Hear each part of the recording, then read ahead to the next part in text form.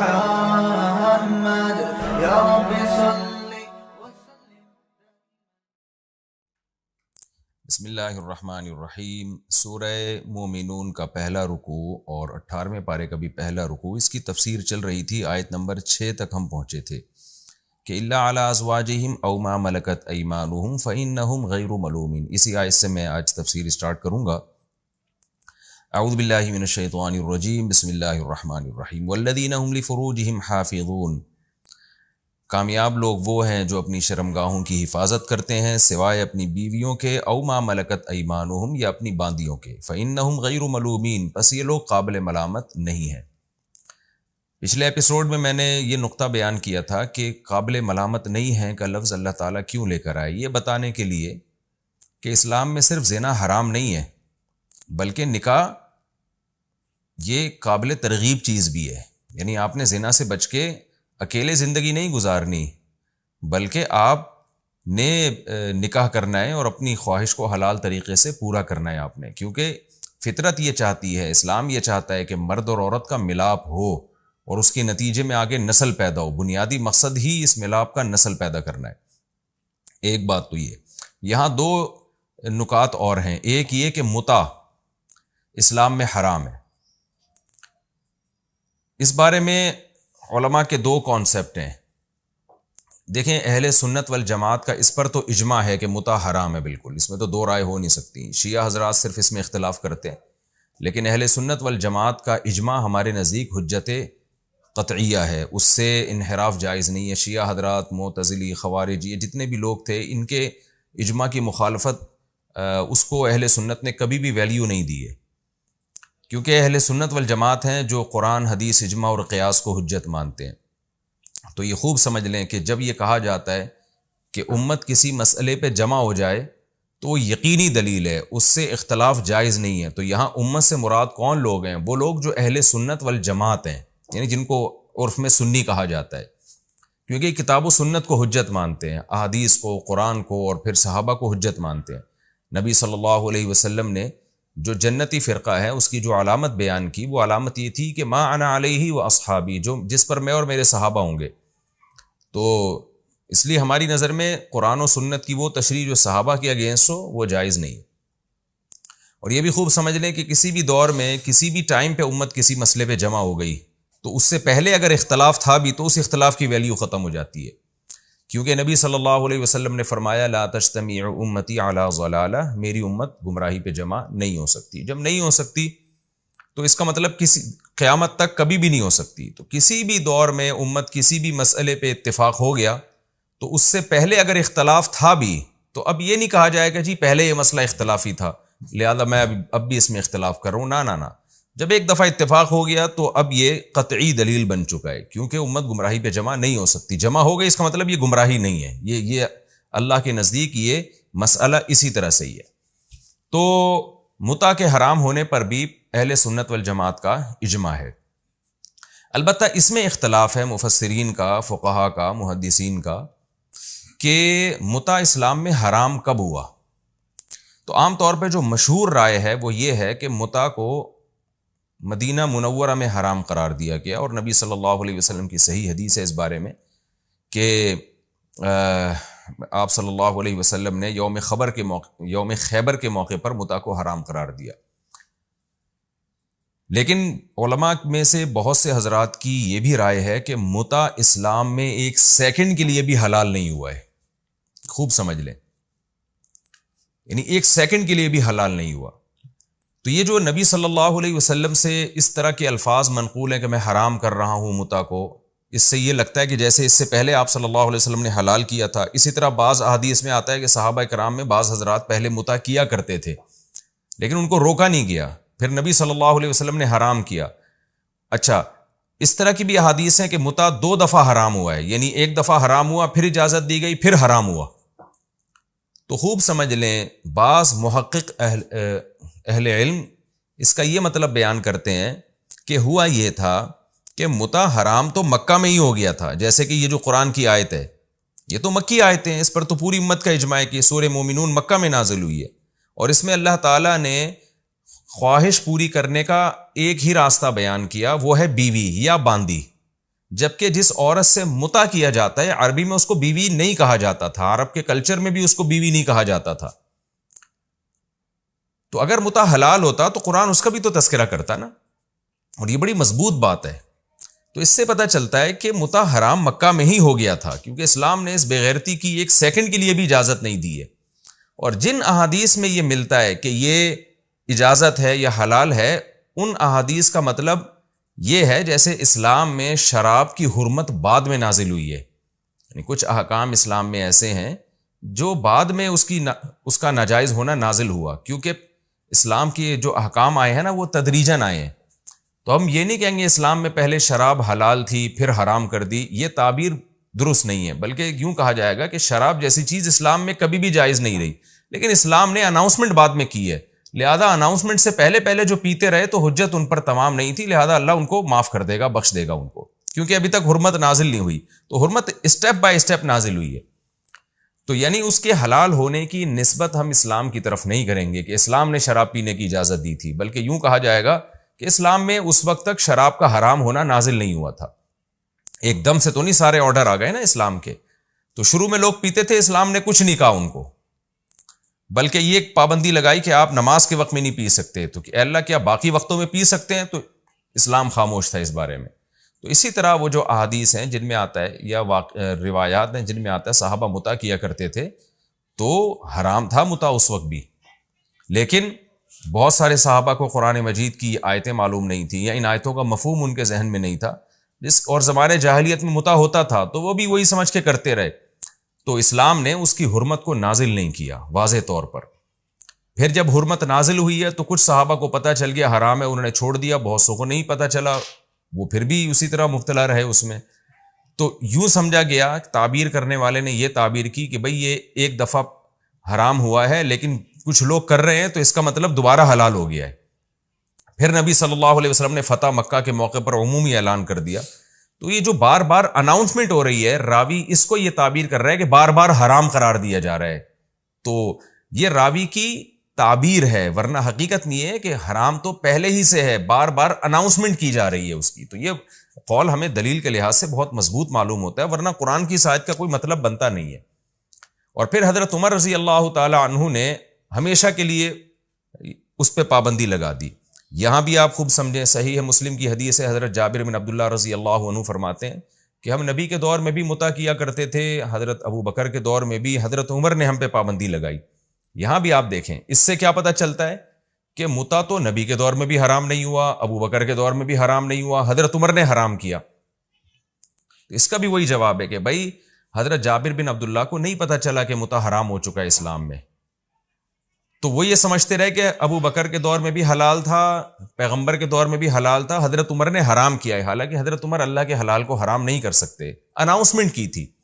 تو خوب سمجھ لیں، بعض دفعہ اناؤنسمنٹ ہوتی ہے، اس کو تعبیر یوں کیا جاتا ہے کہ حرام قرار دیا جا رہا ہے، حالانکہ حرام پہلے ہو چکا ہوتا ہے، اناؤنسمنٹ بعد میں ہوتی ہے اس کی. یہ جو متع والی حدیث ہے نا، اس کی میں تشریح 3 طلاق کے مسئلے میں بھی کر چکا ہوں کہ عبداللہ بن عباس فرماتے ہیں نبی کے دور میں 3 طلاق کو ایک سمجھا جاتا تھا، عمر کے دور میں بھی حضرت عمر نے 3 کو 3 قرار دیا. اس کا بھی یہی مطلب ہے کہ سمجھا جاتا تھا، بعض صحابہ سمجھتے تھے، حالانکہ 3 کے 3 کہنے کی جو آیتیں ہیں وہ نازل ہو چکی تھی قرآن مجید میں، ابو بکر کے دور میں بھی نازل، یعنی ان پر عمل ہوتا رہا. لیکن بہت سارے صحابہ کو علم نہیں تھا تو وہ 3 کو ایک سمجھتے رہے. حضرت عمر نے عمومی اناؤنسمنٹ کر دی. تو بعض دفعہ راوی کی تعبیر ہوتی ہے جس سے ہم کنفیوز ہو جاتے ہیں. تو لیکن آپ دیگر احادیث کو اگر ملاتے ہیں تو پتہ چلتا ہے کہ راوی کی یہ اپنے الفاظ ہیں، راوی کی یہ اپنی ایک تعبیر ہے. ہر آدمی جب کسی بات کو بیان کرتا ہے تو اس کی خاص قسم کی تعبیر ہوتی ہے. تو خلاصہ یہ نکلا کہ 3 طلاق بھی نبی کے دور میں 3 ہی تھیں، لیکن بعض صحابہ یہ سمجھتے تھے کہ ایک ہیں، کیونکہ زمانے جاہلیت میں ایک سمجھی جاتی تھی، تو وہ یہ سمجھتے رہے کہ حضرت عمر نے پابندی لگائی. اسی طرح متع مکہ میں حرام ہو گیا تھا، لیکن بعض صحابہ کو علم نہیں تھا، ان میں سے بعض کو پتہ چلا مدینہ میں حرام ہوا تو انہوں نے کہا کہ مدینہ میں حرام. بعض کو پتہ چلا کہ نہیں 2 دفعہ اناؤنسمنٹ ہوئی ہے تو وہ سمجھے کہ 2 دفعہ حرام ہوا ہے، 2 دفعہ حلال تھا. اور بعض یہ سمجھے کہ یہ اناؤنسمنٹ تو حضرت عمر کے دور میں ہوئی ہے، لہذا حرام ہی حضرت عمر کے دور میں ہوا ہے اور حرام ہی حضرت عمر نے کیا ہے گویا کہ. تو یہ سب تعبیرات کا اختلاف تھا. حقیقت یہی ہے کہ قرآن کی آیت سے واضح پتہ چل جاتا ہے کہ متع اسلام میں ہمیشہ سے حرام رہا ہے. ہاں زمانہ جاہلیت میں جائز سمجھا جاتا تھا، تو اسلام نے اناؤنسمنٹ اس کی مختلف مرحلوں میں کی ہے، اور حضرت عمر کا دور خلافت بہت مضبوط تھا، تو حضرت عمر نے عمومی قانون بنا دیا کہ اب اگر کوئی متع کرے گا تو میں اس کو رجم کروں گا، زنا والی سزا دے کے پتھروں سے مار کے ہلاک کروں گا اس کو میں. کیونکہ بعض لوگوں کو سمجھتے تھے کہ متع حلال ہے، بعض سمجھتے تھے کہ حلال نہیں ہے. حضرت عمر نے عمومی قانون بنا دیا، بھائی یہ بالکل حرام ہے، اب اس میں کسی کا کوئی عذر نہیں چلے گا. تو یہ خوب سمجھ لیں کہ یہ جو متع ہے اسلام میں اسی آیت کی روشنی میں حرام ہے. اب متع ہوتا کیا ہے یہ بھی میں بتاتا چلوں. متع کہتے ہیں کسی خاتون سے ایگریمنٹ کر کے ٹیمپریری نکاح کرنا. یہ شیعہ حضرات کے ہاں اس کو جائز سمجھا جاتا ہے کہ ٹیمپریری نکاح کرنا. ٹیمپریری نکاح کا مطلب دل میں صرف نیت نہیں ہے آپ کے کہ میں اس کو بعد میں چھوڑ دوں گا، بلکہ زبان سے ایگریمنٹ ہے کہ چند سالوں کے لیے، چند مہینوں کے لیے، چند ہفتوں کے لیے، چند گھنٹوں کے لیے آپ کسی خاتون سے معاہدہ کرتے ہیں، دو گواہوں کی موجودگی میں ایجاب و قبول کرتے ہیں. ایسے ایجاب و قبول جیسے باقاعدہ نکاح میں ہوتا ہے. تو اس طرح سے ایجاب و قبول ہوتا ہے. جب وہ ٹائم گزرے گا تو عورت خود بخود اس متع کی پابندی سے آزاد ہو جائے گی. یہ عمل متع کہلاتا ہے. تو حقیقت یہ ہے کہ اس میں اور زنا میں کوئی فرق ہے نہیں. بعض حضرات یہ کہتے ہیں کہ بڑا فرق ہے جی، نکاح میں گواہ ہوتے ہیں اور زنا میں گواہ نہیں ہوتے. تو متع میں بھی دیکھو گواہ ہوتے ہیں، تو اس سے پتہ چلتا ہے کہ متع بھی نکاح جیسا ہے. تو دیکھیں گواہ تو زنا میں بھی بنائے جا سکتے ہیں. زنا میں اور نکاح میں بنیادی فرق گواہوں کا نہیں ہے، بلکہ زنا میں اور نکاح میں بنیادی فرق یہ کہ نکاح میں عورت باؤنڈ ہو جاتی ہے، وہ اپنی مرضی سے جا نہیں سکتی ہے، جبکہ زنا میں عورت جب چاہے جا سکتی ہے. تو متع اور زنا میں صرف اتنا ہی فرق ہے کہ زنا میں ایک دفعہ زنا کے بعد عورت جا سکتی ہے، متع میں فوراً نہیں جا سکتی. جو وہ ایگریمنٹ اس نے کیا ہوا ہے اس ایگریمنٹ کی پابند رہے گی وہ، اور اس کے علاوہ کوئی فرق نہیں ہے. تو اور ویسے بھی اسلام ایک دین فطرت ہے، پاکیزہ مذہب ہے. جو لوگ بھی متع کو حلال کہتے ہیں ان سے ایک سوال پوچھا جائے کہ جب آپ اپنی بیٹی کا نکاح کرتے ہیں، شادی کرتے ہیں، آپ کارڈ بانٹتے ہیں، دنیا کو دعوت دیتے ہیں، اپنے داماد سے 20 لوگوں کو آپ ملاتے ہیں، اس عمل میں آپ فخر محسوس کرتے ہیں کیونکہ آپ کی رشتہ داری بڑھ گئی ہے. بلکہ داماد اگر زیادہ اچھی کوالٹی والا ہے تو لوگ فخر سے ملوا رہے ہوتے ہیں، میرے داماد ہیں، یہ چارٹرڈ اکاؤنٹنٹ ہے، یہ فوج میں اتنا بڑا آفیسر ہے، یہ اتنا بڑا سیاستدان ہے، یا یہ اتنا بڑا ڈاکٹر ہے. کہ متع ایک اتنی گندی ایک بری چیز ہے کہ کوئی بھی شخص جس میں ذرہ برابر بھی غیرت تو کبھی اپنی بیٹی کا یہ تعارف نہیں کروائے گا کہ یہ میری وائف ہے، اور یہ شخص جو ہے یہ اس سے میری یہ میری بیٹی ہے، اور یہ فلاں شخص ہے جس سے میری بیٹی کا متع والا ایگریمنٹ چل رہا ہے، اور فی الحال یہ میرا داماد ہے 2 مہینے کے لیے یا 6 مہینے کے لیے. اس سے پتہ چلتا ہے کہ یہ ایک ایسی بے شرمی والا کام ہے کہ کوئی بھی غیرت مند آدمی اس کی طرف نسبت بھی پسند نہیں کرتا. تو ایسی بے شرمی اسلام کے کھاتے میں آپ کیسے ڈال سکتے ہیں؟ یہاں لوگ فوراً ایک بات کرتے ہیں کہ جب انسان کسی غلط چیز، کہتے ہیں نا ایک جھوٹ کو چھپانے کے لیے 100 جھوٹ بولنے پڑتے ہیں، یہاں بھی وہی ہوتا ہے. بہت سے لوگ کیا کرتے ہیں کہ جو متع کو جائز سمجھتے ہیں وہ فوراً اہل سنت والجماعت پہ الزام لگاتے ہیں کہ اچھا آپ کے یہاں بھی تو حلالہ ہے، جو ایک رات کی شادی ہوتی ہے، 2 راتوں کی شادی ہوتی ہے، 10 راتوں کی شادی ہوتی ہے. تو خوب سمجھ لیں اسلام میں حلالہ یہ ہے ہی نہیں کہ 1 رات یا 2 رات کی شادی ہو. جو مرد بیوی کو 3 طلاقیں دے دیتا ہے تو اسلام میں لازم ہے کہ عورت عدت گزارے، پوری عدت گزارنے کے بعد جہاں چاہے نکاح کرے، اور اس نکاح میں وہ ایگریمنٹ نہیں کر سکتی کہ میں 1 مہینے کے لیے یا 10 دن کے لیے یا 1 رات کے لیے آپ سے شادی کر لی ہوں. اگر یہ ایگریمنٹ اس عورت نے کر لیا تو پھر یہ عمل لعنتی عمل بن جائے گا. کوئی عالم، کوئی مفتی اس عمل کو جائز قرار نہیں دیتا، جبکہ متع میں تو ایگریمنٹ ہو رہا ہے، اس ایگریمنٹ کی وجہ سے سامنے والا پابند ہوتا ہے، تو یہ ایگریمنٹ ہی حرام ہے. پھر ایگریمنٹ کی بعد پھر وہ نکاح کالعدم ہوگا، یا نکاح اگر حلالے میں کسی عورت نے ایگریمنٹ کر لیا تو ایگریمنٹ کرنے کے بعد جب وہ کسی مرد سے نکاح کرے گی تو وہ نکاح بہت سے علماء کے نزدیک وہ نکاح ہی کالعدم ہے، اور بہت سے علماء کے نزدیک نکاح تو ہو جائے گا لیکن لعنتی عمل کہلائے گا. دونوں کو ملامت کی جائے گی، یہاں تک کہ حکومت پر لازم ہے کہ دونوں کو تعزیر دے، تعزیری قانون جاری کرے ان کے اوپر. جیسے حضرت عمر نے فرمایا تھا کہ میں اس شخص کو کوڑے لگاؤں گا کہ جو حلالہ کرتا ہے. تو وہاں حلالے سے یہی مراد ہے کہ ایگریمنٹ کر کے جو بھی حلالہ کرتا ہے. لیکن اگر یہ ایگریمنٹ نہیں ہوتا اور عورت کسی مرد سے نکاح کرتی ہے تو وہ اس کی بیوی ہے. تو یہاں کوئی ایسا نہیں ہے کہ جی اتنے عرصے کے لیے شادی ہوئی ہے. پھر وہ عورت اگر اس شوہر کے ساتھ رہنا چاہے تو رہ سکتی ہے, نہیں رہنا چاہے تو کوئی بھی عورت جب اپنے شوہر کے ساتھ نہیں رہنا چاہتی کسی بھی معقول وجہ سے, تو شریعت نے اس کو یہ رائٹ دیا ہے کہ وہ اپنے شوہر سے ڈیورس کا مطالبہ کر سکتی ہے.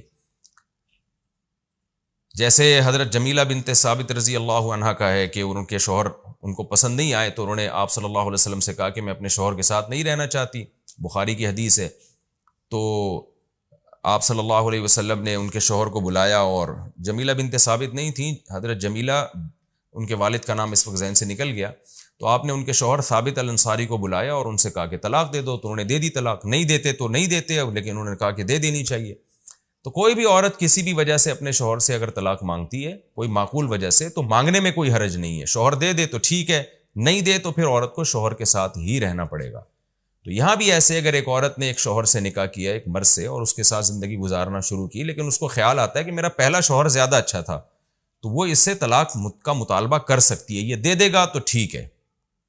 عدت گزارے عورت جہاں چاہے نکاح کرے, تو جہاں چاہے نکاح میں جیسے کسی سے بھی نکاح بے غیرتی نہیں ہے, تو پہلے والے شوہر سے نکاح کرنا بھی بے شرمی اور غیرت کے خلاف نہیں ہے. اور اگر وہ شوہر طلاق نہیں دیتا تو پھر عورت پر لازم ہے کہ شوہر کے ساتھ رہے. لیکن متع میں ان میں سے کوئی بھی کام نہیں ہوتا. متع کا مطلب یہی ہے کہ ٹائم پورا ہو گیا اور ایگریمنٹ ختم ہو گیا. تو اس لیے متع اور جو جائز حلالہ ہے اس میں زمین آسمان کا فرق ہے, اس کو اس پہ قیاس نہ کیا جائے.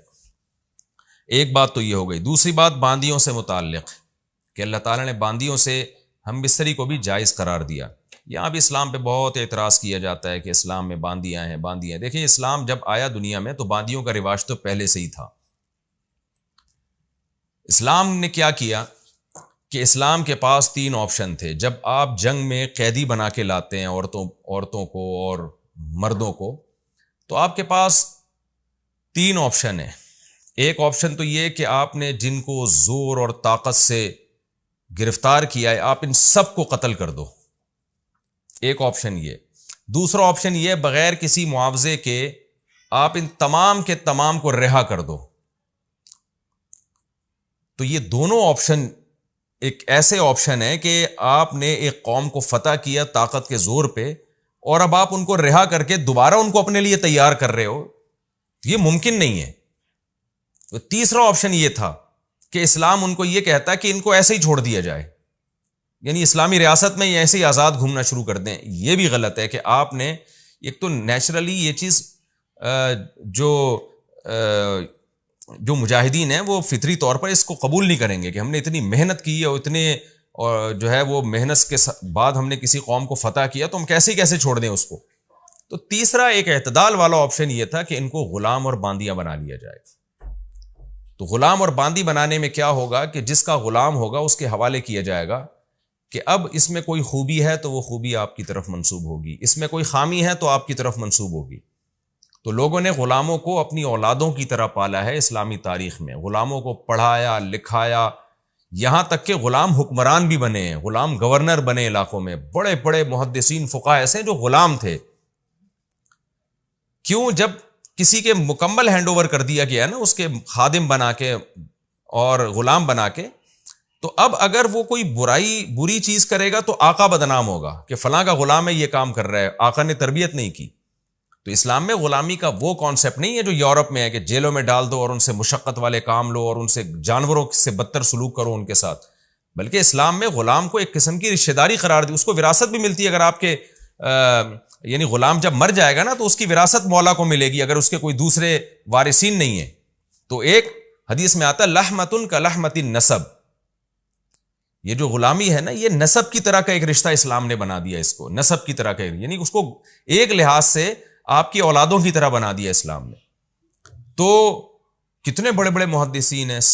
نافع عن عبداللہ بن عمر, مشہور محدث حضرت نافع, یہ عبداللہ بن عمر کے غلام تھے جو آذربائیجان سے آپ ان کو گرفتار ہوئے تھے, اس کے بعد ان کے غلام بنے اور اتنا علم حاصل کیا کہ بخاری میں کتنا نام ہے حضرت نافع کا جو عبداللہ بن عمر کے غلام تھے, اور کتنی ان کو عزت ملی اس سے.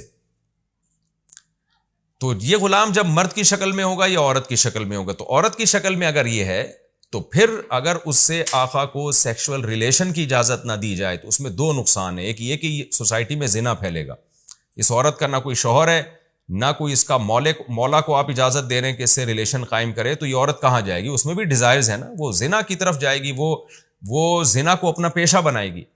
دوسرا آپشن یہ کہ پبلک پراپرٹی بنا دیا جائے، جیسے کہ آج کل جیلوں میں جو کچھ ہو رہا ہے کہ ایک ایک عورت سے کتنے لوگ اپنی ہوس پوری کرتے ہیں۔ تو اعتدال کا راستہ یہ تھا۔ اچھا، تیسرا آپشن یہ تھا کہ اس کو کہا جائے کہ جو مولا ہے اس کو کہا جائے کہ اس کو بیوی بناؤ۔ تو یہ بات حقیقت ہے کہ بیوی بنانا اس کے لیے بہت مشکل ہے، کیونکہ ایک دشمن قوم کی ایک عورت جس کو ہم جبرن قہرن جنگ فتح کر کے لے کر آئے ہیں، اس کو کون اتنی عزت دے گا کہ بیوی بنا کے رکھے؟ تو اسلام نے ترغیب تو یہ دے دی کہ اس کو آزاد کر کے بیوی بناؤ، لیکن اس جبری قانون نہیں بنایا۔ جبری قانون یہ کہ باندی کے طور پہ بھی آپ رکھ سکتے ہیں، لیکن ترغیب دی کہ اس کو آزاد کرو، اس کو بیوی بناؤ۔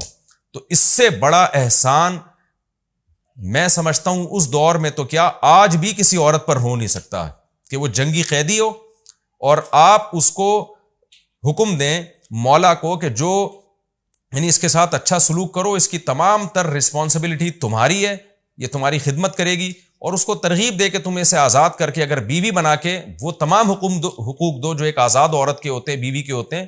اس کو اسلام نے اتنا اپریشیٹ کیا کہ اسلامی تاریخ میں ہزاروں ایسے واقعات ہیں، صحابہ میں، تابعین میں، تبع تابعین میں، کہ باندیوں کو آزاد کرتے تھے اور ان کو بیوی بنا کے ان سے شادی کرتے تھے، تو اپنے جیسا ان کو یعنی مقام اور مرتبہ دیا۔ میں اس پر پہلے بھی بہت ڈیٹیل میں بات کر چکا ہوں کہ اسلام میں جو باندی اور غلاموں کا تصور ہے وہ نہیں ہے جو آج دنیا میں چل رہا ہے، وہ بہت ہی مبارک اور بہت ہی پیارا تصور ہے۔ تو غلام کے لفظ سے لوگ دھوکہ دینے کی کوشش کرتے ہیں، تو اس سے بہتر اسلام کے پاس کوئی آپشن نہیں تھا جو اسلام نے اس وقت اختیار کیا۔ اور پھر ایک اور اہم بات یہ کہ جن کو غلام بنایا بھی گیا تو ان کی آزادی کے لیے بھی اسلام نے بہت ساری تدبیریں رکھی ہیں کہ قسم کھا کے اگر آپ نے توڑ دی تو آپ کو غلام آزاد کرنا پڑے گا، غلطی سے آپ سے کوئی بندہ قتل ہو گیا تو آپ کو غلام آزاد کرنا پڑے گا، آپ نے اگر بیوی سے زہار کر لیا، کوئی جو زہار کی ڈیٹیل انشاءاللہ اس کے حکام میں آئے گی، تو آپ بیوی جب تک حلال نہیں ہوگی جب تک آپ غلام آزاد نہیں کریں گے۔ تو اتنے مواقع پر اسلام نے غلام آزاد کرنے کا حکم دیا، اور یہ قانون بنا دیا جو ایک دفعہ آزاد ہوا قیامت تک اس کو دوبارہ کبھی غلام نہیں بنایا جا سکتا۔ تو اس طرح سے بھی اسلام نے غلامی کو الٹا ختم کیا ہے۔ تو بہت ساری چیزیں اول نظر میں سمجھ میں نہیں آتی، لیکن جب آپ ان کی ڈیپتھ میں جاؤ گے تو آپ کہو گے کہ واقعی اسلام ہی دین فطرت ہے، اور اسلام نے جو انسانوں کے لیے قوانین بنائے ہیں وہ کوئی عقل وہاں تک پہنچ ہی نہیں سکتی۔ باقی یہ کہا جاتا ہے کہ یہ صحرا تو امریکہ کو جاتا ہے اور مغربی طاقتوں کو جاتا ہے کہ انہوں نے دنیا سے غلامی کو ختم کیا، تو وہ والی غلامی جو اسلام میں جو غلامی کا تصور تھا، اس غلامی وہ نہیں ہے جس کو امریکہ نے ختم کیا۔ یہ تو جنگی قیدیوں کا ایک تصور تھا، اور جو جس طرح سے غلام بنا کے مارا پیٹا جاتا تھا اس کو ان لوگوں نے ختم کیا، اور جو حقیقت یہ ہے کہ وہ بھی صرف لیبل لگا کے ختم کیا ہے، حقیقت میں وہ بھی ختم نہیں ہے۔ آپ جائیں جنگی قیدی جو جیلوں میں پڑے ہوتے ہیں، کیوبا کی جیلوں میں آپ نے دیکھا نہیں کتنے سال لوگ کس طرح کیا سلوک ان کے ساتھ ہوا ہے، تو وہ جو درندگی والی غلامی تھی وہ آج بھی ختم نہیں ہوئی ہے۔ اور ایک اہم ترین بات یہ بھی ہے کہ اسلام میں غلام اور باندیوں کا تصور تھا، جس کی وجہ سے اسلام نے فقہائے کرام نے غلام اور باندیوں کے احکام لکھے۔ دنیا میں اگر کوئی دوبارہ بڑی جنگ ہوتی ہے اور دوبارہ سے غلام اور باندیوں کا سیٹ اپ آ جاتا ہے تو دنیا کے پاس کوئی قانون سازی نہیں ہے کہ غلاموں کو کیسے رکھنا ہے اور باندیوں کو کیسے رکھنا ہے۔ اسلام کے پاس ایک لا پہلے سے موجود ہے۔ تو عین ممکن ہے کہ فیوچر میں بڑی جنگیں ہوں اور دوبارہ سے غلام اور باندیوں والا سیٹ اپ آ جائے، لوگ ایک دوسرے کی مردوں کو اور عورتوں کو غلام بنانا شروع کر دیں، تو مسلمانوں کے پاس تو پورا ایک سیٹ اپ ہے کہ کیا سلوک کرنا ہے، کیسے ان کے ساتھ رہنا ہے، لیکن غیر مسلموں کے پاس اس بارے میں کوئی سیٹ اپ موجود نہیں ہے۔ تو اسلام قیامت تک کے لیے آیا، اس کے حکام بھی قیامت تک کے لیے۔ تو لیکن ایک بات خوب سمجھ لیں کہ اسلام میں جو غلام اور باندیاں بنانا جائز تھا، اس میں ایک بہت اہم شرط یہ تھی۔ میں نے چونکہ اس مسئلے پہ پرسنلی بہت تحقیق کی ہے، تقریباً 15 سے 20 سال پہلے، بلکہ شاید اس سے بھی زیادہ ٹائم گزر گیا ہو۔ ایک ہمارے پاس سوال آیا تھا کہ آج کیا غلام اور باندیوں کو بنانا ممکن ہے جنگوں میں؟ تو اس کا جواب خوب سمجھ لیں، آج ہمارے لیے یہ ممکن نہیں ہے۔ وجہ اس کی یہ کہ اس پر بھی فقہا کا اجماع ہے، قدیم فقہا کا، کہ غلام اور باندیاں وہاں بنائی جائیں گی جہاں غیر مسلم کا آپ سے کوئی معاہدہ نہ ہو اور وہ اس تملک بالقہر کو جائز سمجھتے ہوں، کیونکہ اس دور میں کافر لوگ سمجھتے تھے کہ جب کسی قوم پہ حملہ کیا جاتا ہے تو اس کے مردوں اور عورتوں کو پر جب آپ غالب آ جاتے ہیں تو آپ کی ملکیت ثابت ہو جاتی ہے.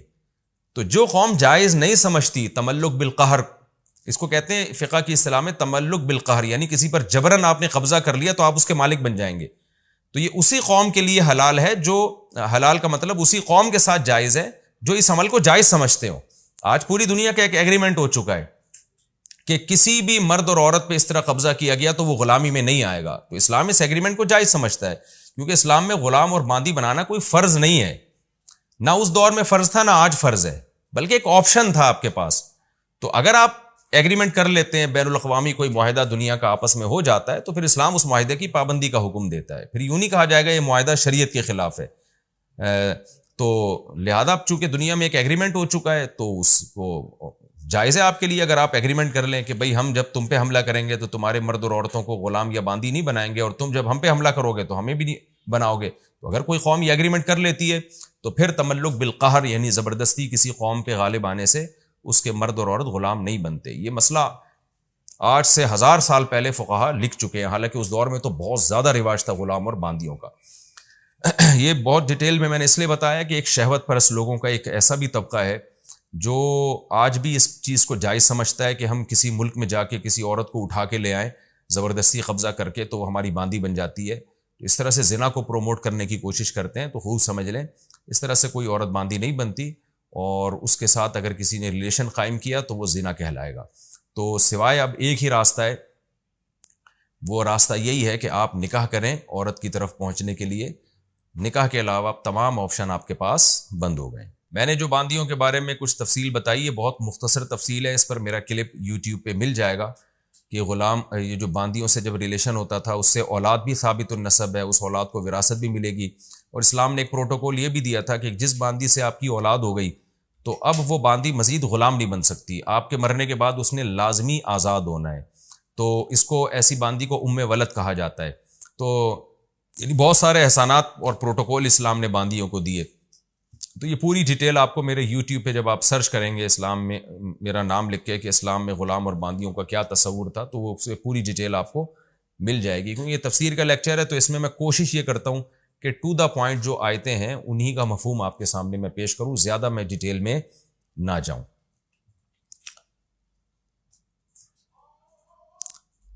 تو آگے اللہ تعالیٰ کا ارشاد ہے فَمَنِ ابْتَغَىٰ وَرَاءَ ذَلِكَ. اچھا یہ جو فَإِنَّهُمْ غَيْرُ مَلُومِينَ ہے، اللہ نے فرمایا جو بیویاں رکھتے ہیں تو وہ قابل ملامت نہیں ہے. اس آیت کے تحت فقہا نے لکھا ہے کہ اگر کوئی شخص زیادہ شادیاں کرے یا زیادہ باندیاں رکھے، جو پہلے زمانے میں رکھتے تھے لوگ، تو 1000 باندیاں بھی اگر وہ رکھتا ہے نا اور اس کا ارادہ ہوتا ہے کہ میں ایک اور مزید خرید لوں، فَلَامَهُ أَحَدٌ، تو اسے کوئی شخص ملامت کرتا ہے کہ تو اتنی بیویاں رکھ رہا ہے، اتنی باندیاں رکھ رہا ہے، یخشى علیہ الکفر، تو ایسے شخص کے بارے میں کفر کا خطرہ ہے. کیوں؟ اس لیے کہ اللہ تعالیٰ کیا فرماتے ہیں فَإِنَّهُمْ غَيْرُ مَلُومِينَ، کہ جو بیویاں رکھتے ہیں باندیاں رکھتے ہیں وہ قابل ملامت نہیں ہے. تو جب اللہ تعالیٰ نے فیصلہ کر دیا کہ جو زیادہ شادیاں کرے بیویاں رکھے اور ان کے ذریعے اپنی ایک ڈیزائرز کو پورا کرتا ہے بشرطے کہ ان کے حقوق بھی ادا کرے جیسے کہ قرآن نے حکم دیا، تو وہ قابل ملامت نہیں ہے. تو پھر ایسے شخص کو ملامت کرنے والے کے بارے میں ڈر ہے کہ وہ اللہ کی گویا اللہ کے جو وضع کردہ قانون ہے اس سے بھی آگے نکل رہا ہے.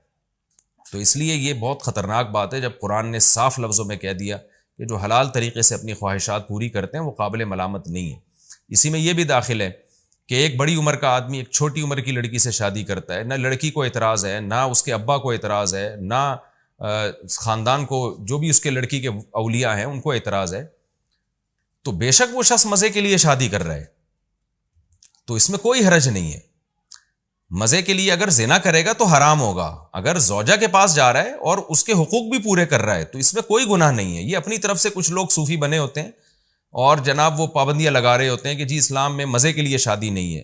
بھائی آپ اگر اچھی خوراک کھاتے ہیں صرف زبان کے چٹخارے کے لیے لیکن حلال ہے وہ، تو جب اس پہ وہ قابل ملامت نہیں ہے. لوگ سموسے پکوڑے کھا رہے ہیں، نہاریوں میں نیبو نچوڑ کے کھا رہے ہیں صرف زبان کے چٹخاروں کے لیے، کوئی ڈاکٹر نے تھوڑی مشورے دیے ہوتے ہیں. تو جب ایسا شخص قابل ملامت نہیں ہے تو اگر کوئی شخص صرف اس لیے نکاح کر رہا ہو کہ میں عیاشی کروں گا لیکن ان کے حقوق بھی ادا کروں گا، یہ حقوق کی بار میں بار بار اس لیے کہہ رہا ہوں کہ ایسا نہ ہو کہ حقوق کو بیچ سے نکال دیں، تو وہ بھی قابل ملامت نہیں ہے. اس کا اپنی پرسنل لائف ہے، جو مرضی کرے وہ، لوگوں کو اس پہ بھی اعتراض ہوتا ہے. ہاں یہ الگ بات ہے کہ جن لوگوں کا مینٹل لیول اوپر کا ہے، ذرا اچھا سوچتے ہیں، بڑا سوچتے ہیں، تو ان کے لیے شادی میں صرف مزے کے لیے نہیں کر رہے ہوتے وہ. جیسے ہمارے نبی صلی اللہ علیہ وسلم نے جو نکاح کیے ہیں تو اس میں بڑی بڑی مصلحتیں تھیں، حکمتیں تھیں، حالانکہ بڑی بڑی عرب کی خوبصورت عورتیں تھیں جن کے سے آپ نے نکاح نہیں کیا، لیکن آپ صلی اللہ علیہ وسلم نے بیوہ عورتوں سے نکاح کیا. حضرت عائشہ سے نکاح کیا کیونکہ وہ ذہین فتین بہت تھی، آگے اللہ نے ان سے دین کا کام بہت لینا تھا. پہلا نکاح آپ نے کیا حضرت خدیجہ سے جو آپ سے عمر میں 15 سال بڑی تھی. تو نبی کی سیرت یہ بتاتی ہے کہ آپ صلی اللہ علیہ وسلم کے پیش نظر نکاح میں معاذ اللہ عیش و عشرت نہیں تھا. تو بلند ذوق نظر جن لوگوں کا ہے وہ نکاح میں صرف عیش و عشرت کے لیے نکاح نہیں کرتے، ان کے سامنے بہت ساری مصلحتیں ہوتی ہیں. لیکن اگر کوئی عیش و عشرت کے لیے بھی کر رہا ہے تو ملامت کے قابل بہرحال وہ نہیں ہے، گنہگار پھر بھی نہیں ہے وہ. تو زنا سے بہتر ہے کہ آپ جس زنا میں عیاشی تلاش کر رہے ہیں وہ آپ حلال طریقے پہ آ جائیں. تو اس مضمون کو نبی صلی اللہ علیہ وسلم نے بیان کیا کہ تنکح المرأۃ لاربع. آپ صلی اللہ علیہ وسلم نے فرمایا کہ عورت کو 4 وجہ سے عورت سے نکاح کیا جاتا ہے، اس کے حسن و جمال، اس کے خاندان، اس کے مال اور حسب نسب. پھر آپ نے فرمایا سب سے، اور اس کی دینداری، آپ نے فرمایا فاظفر بذات الدین، سب سے پہلے عورت کے دین کو ترجیح دو. تو حسن اور دین میں اگر ٹکراؤ آ رہا ہے تو پھر دین کو ترجیح دینی چاہیے، حسن و جمال کو نہیں. تو یہ اس لیے کہ نبی صلی اللہ علیہ وسلم نے بتا دیا کیونکہ دینداری کو ترجیح دینے میں بہت ساری حکمتیں اور مصلحتیں حاصل ہوں گی، اولاد دیندار ہوگی. اور آپ نے دین کو چھوڑ کر صرف حسن کو ترجیح دے دی تو تھوڑی سی عیاشی آپ کی ہو جائے گی. تو اس لیے یہ مسئلہ بھی خوب سمجھ لیں کہ کوئی صرف عیاشی کے لیے بھی شادی کرتا ہے، عیش و عشرت کے لیے، لیکن حقوق پورے کرے گا تو قابل ملامت بھی نہیں ہے، گنہگار بھی نہیں ہے. لیکن افضل کیا ہے اور زیادہ جو ایک اچھا انسان ہونے کی علامت کیا ہے اور پیغمبر کی سنت کیا ہے کہ نکاح کے پیش نظر صرف عیاشی نہیں ہونی چاہیے بلکہ اولاد کا حصول ہونا چاہیے، خاندان آباد کرنا، کسی کو سہارا دینا. یہ ساری حکمتیں اگر آپ کے پیش نظر ہیں تو نکاح کرنا آپ کے لیے زیادہ افضل ہوگا. آگے قرآن کہتا ہے فَمَنِ ابْتَغَىٰ وَرَاءَ ذَلِكَ، پس جو اس کے علاوہ کوئی اور راستہ اختیار کرے گا. ذالکہ کہتے ہیں اشارے کے وقت، یعنی اللہ نے بتا دیا یہ نکاح اور باندھی، اس کے علاوہ کوئی بھی راستہ اختیار کرے گا. اشارہ یہ بلاغت ہے، یعنی اللہ نے متعین کر دیا کہ بس ان 2 راستوں کے علاوہ تمہارے پاس کوئی آپشن نہیں ہے، باندھی بناؤ یا نکاح کرو. اور باندھی کا آپشن ختم، اب صرف نکاح کا آپشن. تو اللہ نے اشارہ کر کے کہہ دیا کہ اس کے علاوہ تمام کے تمام وسائل اور ذرائع تمہارے لیے. فَأُولَٰئِکَ هُمُ الْعَادُونَ، یہ لوگ اللہ کی حدود کو توڑنے والے ہیں. وَالَّذِينَ هُمْ لِأَمَانَاتِهِمْ وَعَهْدِهِمْ رَاعُونَ، اللہ فرماتے ہیں جنتی وہ لوگ بھی ہیں جو اپنی امانتوں اور عہد کی رعایت کرتے ہیں. امانتوں کا مطلب کیا ہے؟ حصی طور پر کوئی امانت ان کے حوالے کی جائے، جیسے پیسے رکھوا دیے کسی نے، آپ پہ ٹرسٹ کیا اور کوئی قیمتی چیز رکھوا دی، اس کو بھی امانت کہتے ہیں. اور امانت ذمہ داریوں کو بھی کہتے ہیں. آپ کی اوپر کوئی ذمہ داری ہے جس میں لوگ آپ پہ ٹرسٹ کر رہے ہیں، آپ وزیر اعظم بن گئے، آپ کسی قوم کے سربراہ بن گئے، کسی بھی لحاظ سے لوگ آپ پہ اعتماد کر رہے ہیں، تو یہ لوگ ان امانتوں کی رعایت کرتے ہیں. اور عہد کی بھی، عہد اور وعدے میں فرق میں کئی بار بیان کر چکا ہوں. وعدہ یک طرفہ ہوتا ہے، عہد کہتے ہیں ایگریمنٹ کو، ایگریمنٹ 2 طرفہ ہوتا ہے. تو اسلام میں وعدے سے زیادہ ایگریمنٹ کی اہمیت ہے. کوئی بھی ایگریمنٹ ہو تو یہ اس کو پورا کرتے ہیں. آپ دیکھ لیں آج ہم ان 2 آیتوں کی کیسے دھجیاں اڑاتے ہیں. کسی پہ ٹرسٹ کیا ہی نہیں جا سکتا، اعتماد کیا ہی نہیں جا سکتا، کسی سے ایگریمنٹ کریں گے وہ پورا ہی نہیں کرے گا جب تک کہ وہ مجبور نہ ہو. تو یہ بہت ہی ایک بری خصلت ہے. قرآن بیان کرتا ہے کہ اہل جنت میں یہ 2 برائیاں نہیں ہوتی. والذین هم علی صلواتہم یحافظون، اللہ نے جنتیوں کی علامت کو شروع کیا تھا اس بات سے کہ یہ نمازیں خشوع و خضوع سے پڑھتے ہیں، اور اللہ ختم کر رہے ہیں اس بات سے کہ نمازوں کی حفاظت کرتے ہیں. تو نمازوں کی حفاظت کرنا یہ بھی جنتی ہونے کی ایک علامت ہے. نماز پڑھنے کا حکم نہیں ہے، نمازوں کی حفاظت، جن میں سب سے پہلے ٹائم کی پابندی. میں بار بار کہتا ہوں یہ جو امام ابو حنیفہ کا موقف ہے جس میں ان کے جو دونوں شاگرد بھی شامل ہیں کہ 2 نمازیں آپ اکٹھی نہیں پڑھ سکتے، ان کی بہت اہم ترین دلیل قرآن کی یہ آیتیں ہیں کہ قرآن سفر ہو یا حضر نماز میں حفاظت کا حکم دے رہا ہے کہ ٹائم سے آگے پیچھے نہیں ہونا چاہیے. لہذا وہ احادیث جن میں آتا ہے کہ 2 نمازیں ملا کے پڑھی جائیں گی وہ اتنی واضح احادیث نہیں ہیں، تو وہ قرآن کا مقابلہ نہیں کر سکتی. اور اگر کوئی حدیث واضح ہے تو سند کے لحاظ سے مضبوط نہیں ہے وہ. تو اس لیے اس میں امام حنیفہ کا موقف اتنا کمزور نہیں ہے جتنا لوگوں نے سمجھ لیا ہے. تو ہر نماز کا ایک متعین وقت ہے، جیسے کہ قرآن میں دوسرے مقام پر ہے ان الصلاۃ کانت علی المؤمنین کتابا موقوتا، نمازیں مومنین پر مقررہ اوقات میں فرض ہیں۔ اس سے متبادر یہی ہوتا ہے کہ ہر نماز کا ایک ٹائم متعین ہے، جیسے کہ حدیث جبریل سے ہمیں پتہ چلتا ہے، بخاری مسلم کی حدیث ہے کہ ہر نماز کا ایک متعین ٹائم ہے۔ تو اللہ نے اہل ایمان کی صفت بیان کی کہ وہ اپنی نمازوں کی حفاظت کرتے ہیں، اس کو ضائع نہیں کرنے دیتے۔ اولئک هم الوارثون، یہی لوگ وارث ہیں، الذین یرثون الفردوس، جو فردوس یعنی جنت الفردوس کے وارث ہیں۔ حدیث میں آتا ہے سب سے اعلیٰ درجے کی جو جنت ہے وہ جنت الفردوس ہے، ہم فیہا خالدون، جس میں یہ ہمیشہ رہیں گے۔ وَلَقَدْ خَلَقْنَا الْإِنسَانَ مِنْ سُلَالَةٍ مِّن طِينٍ، فوراً سوال پیدا ہوتا ہے اللہ جنت ہمیں نظر تو آتی نہیں ہے، اللہ کیا کہتا ہے مر کے جب ختم ہو جاؤ گے دوبارہ زندہ کروں گا پھر تمہیں جنت دوں گا، تو فوراً شیطان دل میں ڈالتا ہے کہ مر کے تو مٹی ہو جاتے ہیں۔ تو اب اللہ اپنی قدرت کو بیان کر رہا ہے کہ جو یہ کر سکتا ہے وہ جنت بھی پیدا کر سکتا ہے، تمہیں جنت میں بھی لے جا سکتا ہے۔ تو وہ کیا ہے اس کی قدرت؟ وَلَقَدْ خَلَقْنَا الْإِنسَانَ مِنْ سُلَالَةٍ مِّن طِينٍ، ہم نے مٹی کے خلاصے سے انسان کو پیدا کیا۔ مٹی تھی جس سے مختلف غذائیں جمع کی، ان غذاؤں کو سلالہ کہا گیا ہے، یعنی خلاصہ۔ تو ماں باپ جو ہیں جو اسپم بنتے ہیں ان کے، وہ تو اس غذا سے بنتے ہیں نا، تو وہ غذا ساری مٹی سے گھوم گھام کے آ رہی ہے۔ ثم جعلناہ نطفۃ، پھر ہم نے اس غذا کو منی کا قطرہ بنایا، فی قرار مکین، ایک مضبوط ٹھکانہ دیا ہم نے اس کو، ایک ٹائم، ایک خاص متعین وقت تک کے لیے۔ ثم خلقنا النطفۃ علقۃ، پھر ہم نے اس نطفے کو علقہ، گوشت میں تبدیل کیا۔ یہ ساری کی ساری باتیں اللہ کی قدرت کی دلیل ہیں۔ فخلقنا العلقۃ مضغۃ، پھر ہم نے اسے گوشت میں تبدیل کر دیا، علقہ کو، یعنی جو خون کا لوتھڑا بنا تھا ہم نے اس کو گوشت میں یعنی بوٹی میں تبدیل کر دیا۔ اور پھر فخلقنا المضغۃ عظاما، ہم نے اس مضغہ کو عظام میں یعنی ہڈیوں میں تبدیل کر دیا۔ اس سے مراد مکمل گوشت نہیں بلکہ گوشت کے کچھ حصے کو ہم نے ہڈیوں میں تبدیل کر دیا۔ اور پھر فکسونا العظام لحما، پھر ہم نے جو ہڈیاں تھیں ان کے اوپر گوشت چڑھا دیا، یعنی ان ہڈیوں کو بھی ایسا ہی نہیں چھوڑا بلکہ ہڈیاں اور گوشت کا ملاپ، کیونکہ بچہ جب پیدا ہوتا ہے ایسا ہی لگتا ہے کہ اس کے اوپر گوشت ایک لباس کی صورت میں اللہ نے پیدا کیا۔ اور اس میں بلاغت یہ بھی ہے کہ جیسے لباس انسان کے عیب کو چھپا دیتا ہے، زینت کا ذریعہ بنتا ہے، ایسے ہی اگر انسان ہڈیوں کا ڈھانچہ ہوتا تو اس میں ذرہ برابر بھی حسن و جمال نہ ہوتا۔ اس لیے قرآن نے جو گوشت کے بارے میں کہا کہ میں نے ہڈیوں پہ پیدا کیا، حالانکہ یہ چیزیں ایک ساتھ پیدا ہوتی ہیں، ایسا نہیں ہوتا کہ پہلے ہڈیاں ڈھانچہ تیار ہو پھر اللہ اس کے اوپر گوشت چڑھائیں۔ لیکن یہ قرآن نے گوشت کو ایز اے لباس کے طور پر کیوں ایکسپلین کیا ہے کہ گوشت ہم نے پہنا دیا، یعنی لباس کے طور پہ۔ کسا کہتے ہیں چادر کو، کسونا کا معنی کوئی چادر پہنا دینا، تو پہنانے کا لفظ یہ بلاغت ہے، یہ بتانے کے لیے کہ جیسے آپ کے اور میرے اوپر لباس آپ کے عیوب کو چھپا دیتا ہے اور آپ دیکھنے میں اچھے لگتے ہیں، تو گوشت ہڈیوں کے اوپر ایسے چڑھا ہوا ہوتا ہے کہ جس سے انسان کے اندر حسن و جمال پیدا ہو جاتا ہے اور انسان دیکھنے میں برا نہیں لگتا۔ تبھی حدیث میں آتا ہے نا، بھکاری کے چہرے پہ قیامت کے دن گوشت نہیں ہوگا۔ کیا مطلب؟ اس نے اپنے چہرے کو لوگوں کے سامنے ذلیل کیا تو قیامت کے دن اللہ اس کے چہرے کی رونق چھین لیں گے۔ تو اس لیے قرآن نے یہ تعبیر استعمال کی ہے کہ اس سے زینت ہے انسان کی۔ ثم انشأناه خلقا آخر، پھر ہم نے اس کو ایک دوسری تخلیق میں پیدا کیا، یعنی بچہ بنا دیا جو بالکل ایک الگ ہی مخلوق ہے، کیونکہ پہلے بے جان تھا اب جاندار ہے، تو بے جان سے جاندار بننا یہ بالکل ہی ایک الگ تخلیق ہے۔ آج تک سائنس حیات اور زندگی کو ایکسپلین نہیں کر سکی ہے، ڈیفائن نہیں کر سکی ہے، پیدا کہاں سے کرے گی وہ حیات؟ تو اللہ کہتے ہیں ہم نے ایک نئی مخلوق پیدا کر دی۔ فتبارک اللہ احسن الخالقین، اے لوگو تم کیا خدا کی تعریف کرو گے؟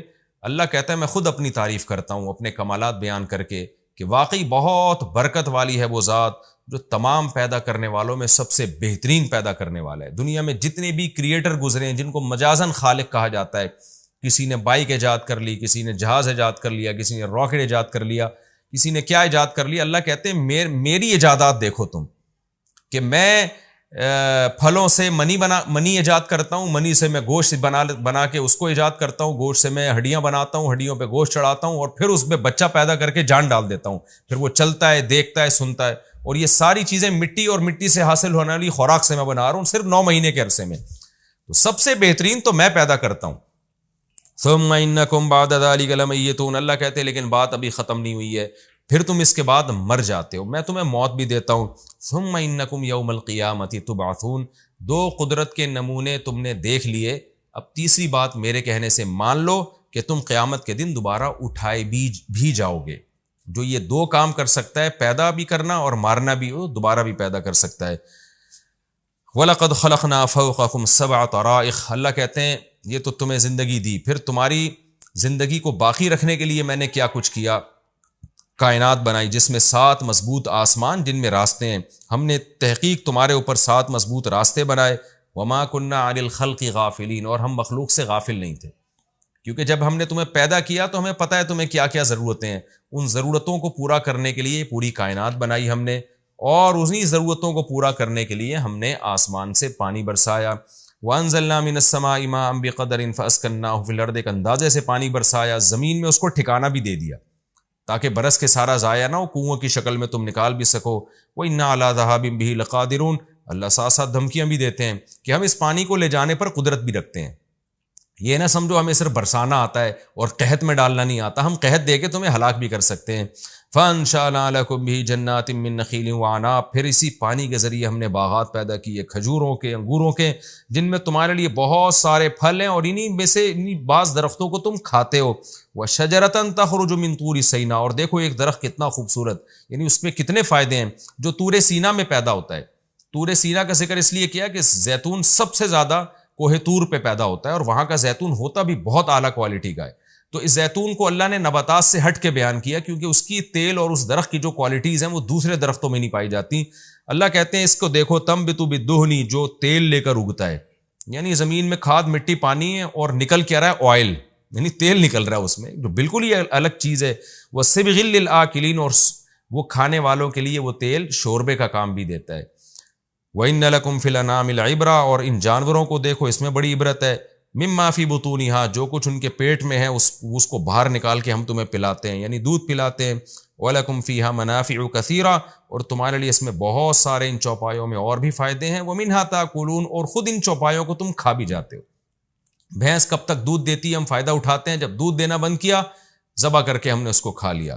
وَعَلَيْهَا وَعَلَى الْفُلْكِ تُحْمَلُونَ، اور ان سے یہ چیزیں تمہارے لیے ٹریولنگ میں بھی کام آتی ہیں، ان پر بھی اور کشتیوں پر بھی تم اٹھائے جاتے ہو، لادے جاتے ہو، ایک ملک سے دوسرے ملک کا سفر کرتے ہو۔ یہ ہمارا رکوع الحمدللہ کمپلیٹ ہو گیا۔ انشاءاللہ میں اگلے ایپیسوڈ میں سورہ مومنون کا رکوع نمبر 2 اور 18ویں پارے کا بھی رکوع نمبر 2 میں سٹارٹ کروں گا۔ اللہ تعالیٰ ہمیں سمجھنے کی، عمل کی توفیق عطا فرمائے۔ وما علینا الا البلاغ۔